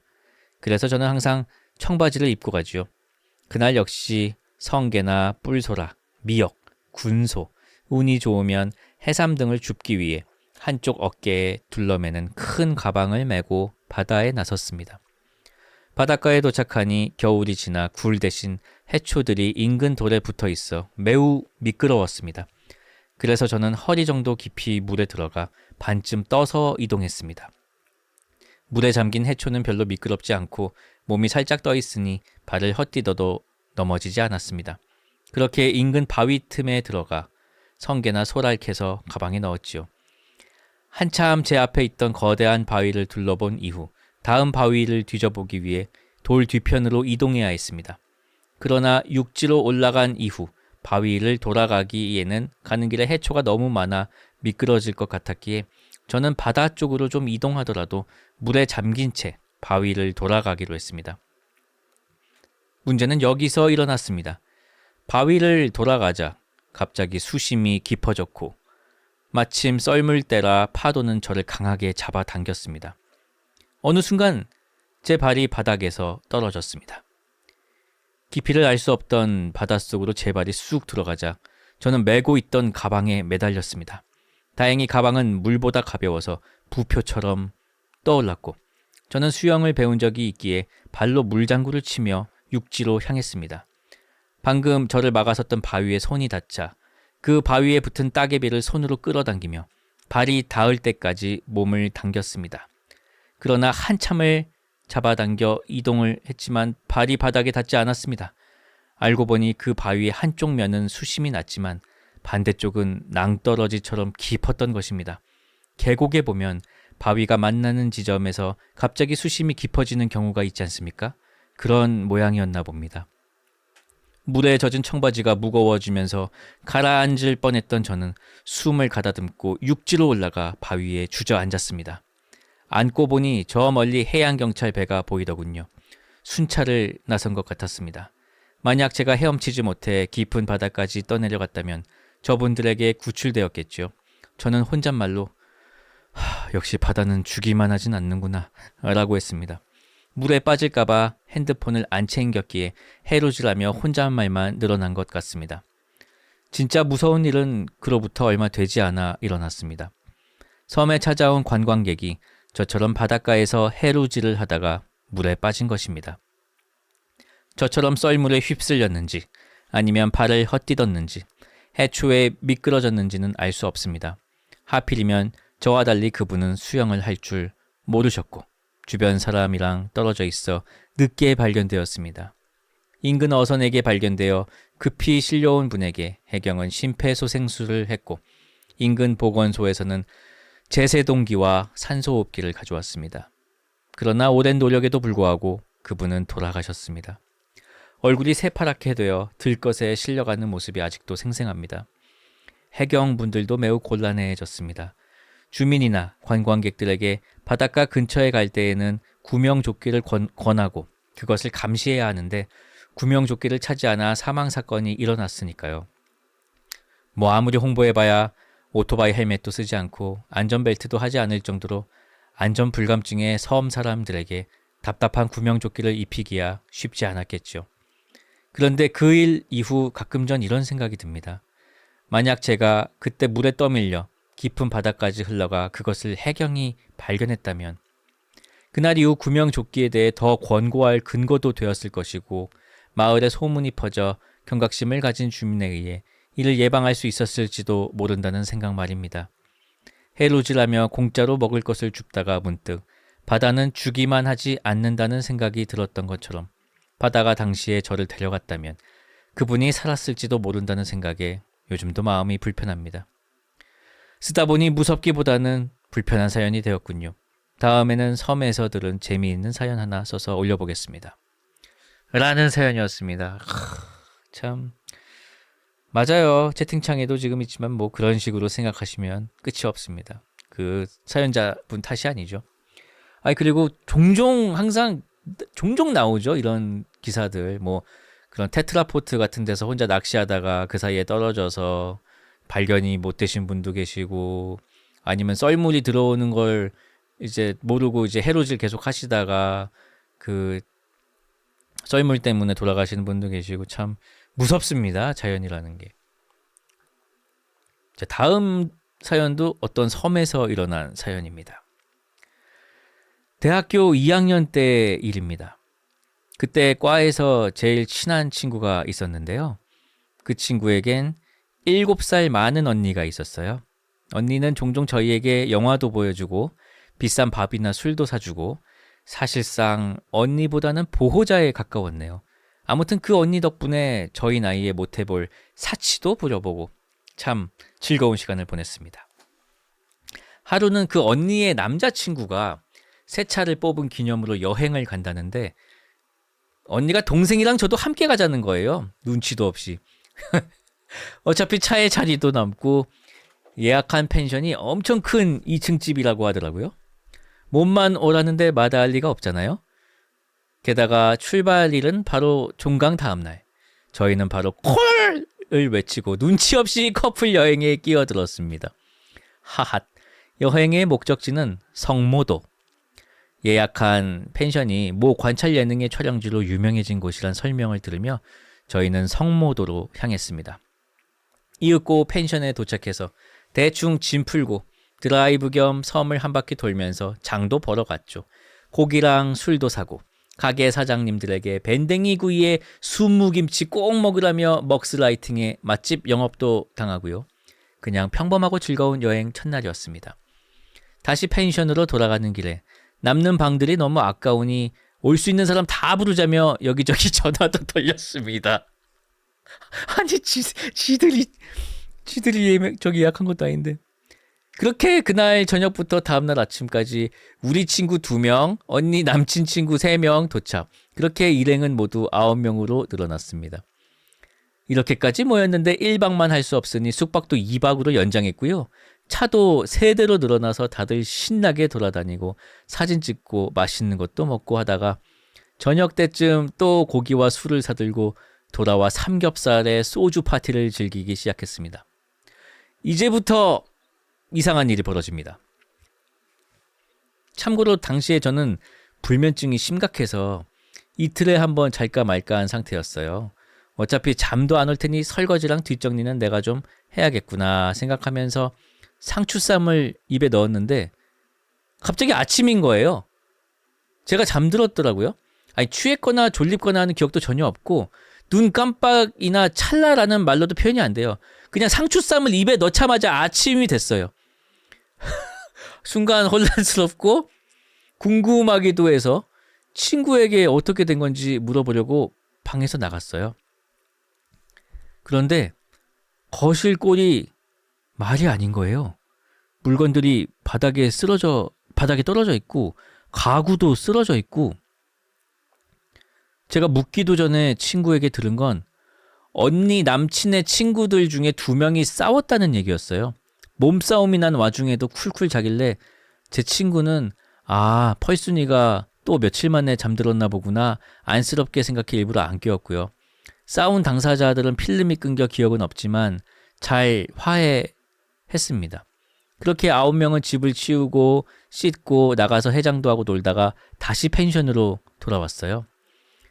그러다 또 술 파티가 시작됐고 그날 밤엔 제 친구들이 이유 없이 화를 내다 싸웠고 전 또 기절해서 잠이 들었고 아침에 일어나 보니 거실은 전날과 똑같은 아수라장. 다들 필름이 끊겨서 왜 싸웠는지도 모르겠대요. 그렇게 또 화해하고 청소하고 씻고 나가기를 반복. 다시 펜션으로 돌아왔어요. 이상하리만치 분위기는 너무 좋았고 다들 너무 즐겁고 집에 가기 싫다며 숙박을 하루 더 연장했습니다. 지금 생각해보면 9명 중 누구도 이 상황을 싫어하지 않은 게 더 이상해요. 그렇게 마지막 날 밤 전 잠들지 않았어요. 대신 우리 모두 이상한 경험을 하게 되었습니다. 다들 왁자지껄했어요. 취기도 올라왔고 이틀 내내 싸운 당사자들을 놀리며 아시죠? 이런 조롱대잔치 너무 재밌는 거. 그때 누가 현관문을 똑똑 두들기는 거예요. 우린 너무 시끄러웠나? 옆객실 손님인가? 하며 죄송한 마음에 문을 열었죠. 누구세요? 문 앞엔 아무도 없었어요. 아무도. 현관문 오른쪽엔 긴 싱크대가 있고 싱크 앞에는 유리창이 나 있었어요. 문을 닫고 다들 그 창문으로 캄캄한 밖을 의미 없이 바라봤는데 아무도 말이 없던 게 기억나요. 그때 친구 언니가 입을 떼고 뭐라고 얘기했는데 그 언니 하는 말이 야 밖에 펄순이 왜 안 들어온대 빨리 들어오라 그래 라는 거예요. 저는 언니 취했어요? 저 여기 있잖아요 라고 말했는데 언니는 절 투명인간 취급하면서 뭔가에 홀린 듯이 야 펄순이 밖에 있잖아 펄순이가 불러 하면서 현관 쪽으로 걸어가더라고요. 근데 눈동자가 이상했어요. 설명하기 힘든데 제가 알던 그 사람이 아니라는 건 확실했어요. 갑자기 언니가 저 현관을 넘어가면 안 된다는 생각이 강하게 들었어요. 현관문을 열려는 언니의 팔을 남친이 잡았고 언니가 그 손을 떨쳐냈는데 그 남친분이 거의 날아가다시피 했어요. 언니가 연신 펄순이한테 가야 돼 하면 우리는 못 나가게 막았고 그게 몸싸움으로 번졌습니다. 언니의 힘은 일반인의 힘과는 달랐어요. 결국 3명이나 달라붙어 언니를 못 나가게 막았고 그 사이 우리는 언니한테 맞아서 긁히고 멍들고 언니가 냉장고까지 쓰러뜨려서 내용물도 쏟아지고 결국 아침마다 보던 그 광경이 재현되어 있었습니다. 그러다 언니가 정신을 차렸고 물어보니 기억은 안 난다 하고 이쯤 되면 뭐 해야 하는지 아시겠죠? 청소하고 씻고 다들 짐 싸서 나왔습니다. 일단 밥 먹으면서 이 상황을 얘기하려고요. 첫날 갔던 식당에 가서 다시 얘기해 봤어요. 자, 이상한 점을 정리해 보자면 첫 번째, 돌아가면서 사람들이 폭력적으로 변했고 변했던 사람은 그 기억이 없다. 두 번째, 심각한 불면증 환자 혼자만 이틀 내내 죽은 듯이 잤다. 세 번째, 9명 모두 새벽 3시부터 5시 사이에 기억이 없다. 그리고 무슨 일이 있었어도 다음 날만 되면 기분이 너무 좋고 그 펜션을 떠나기 싫어진다. 9명이 심각하게 토론을 하고 있자니 식당 사장님께서 쓱 말을 거시더라고요. 서빙하시면서 의도치 않게 들으셨나 봐요. 저 혹시 밤에 무슨 일 있었어? 제 친구가 울다시피 하며 사장님께 사흘 연속으로 안 좋은 일이 있었는데 너무 무섭다고 얘기했습니다. 그러자 사장님께 돌아온 말이 혹시 누가 막 화내거나 때렸어? 아니면 문 밖에서 누가 막 나오라고 불러? 우린 순간 9명의 고장난 뚝딱이가 되어 아무 말도 하지 못했고 사장님은 자신의 촉이 맞았구나 하시며 어찌된 일인지 설명해 주셨습니다. 결론부터 말하자면 저희가 묵었던 펜션 앞 도로와 그 옆의 대나무 숲 부근은 귀신이 나오는 터였습니다. 한두 명이 아니고 때로 나온다고 하셨어요. 그 귀신들은 분노에 차 있으며 폭력을 휘두르는 게 특징이라고 하셨습니다.